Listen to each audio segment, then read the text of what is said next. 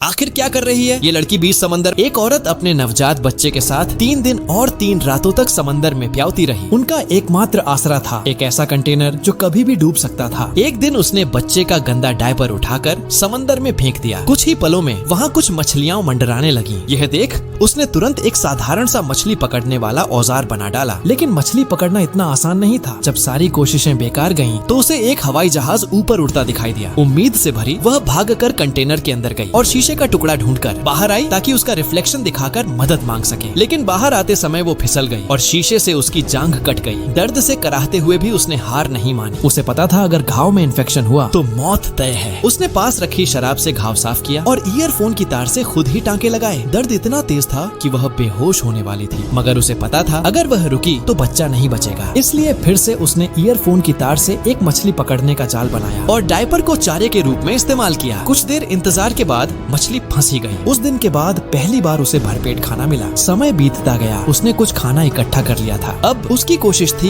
किसी तरह मदद तक अपनी बात पहुंचाने की। उसने सैकड़ों कागजों पर मदद की गुहार लिखी और उन्हें प्लास्टिक के डब्बों में बंद कर समंदर में बहा दिया, इस उम्मीद में कि कोई तो देखेगा। रोज वह एक पाइप से कंटेनर में जमा हो रहा पानी बाहर निकालती थी। अगर जरा सी भी चूक होती कंटेनर समंदर में समा जाता। बच्चा ठंड में कांपता न रहे इसलिए उसने थर्मस में शराब डालकर उसे आग से गर्म किया और बच्चे को उसके पास सुलाया। अब उसके पास सिर्फ एक टूटे स्क्रीन वाला फोन था जिससे वह किसी को कॉल नहीं कर सकती थी। वह बस अपने पति की कॉल का इंतजार कर रही थी। एक रात कॉल आया पर उस कॉल में उम्मीद नहीं बल्कि एक सदमा था। पति ने कहा मुझे गोली लगी है और शायद मैं अब तुम्हें बचा न सकूं। वह रोई मगर शिकायत नहीं की। उसने पति को बताया कि उनके बच्चे ने जन्म ले लिया है और उसने उसका नाम नोनो रखा है। पति ने बच्चे को ढेर सारा प्यार भेजा और फिर फोन की बैटरी खत्म हो गई।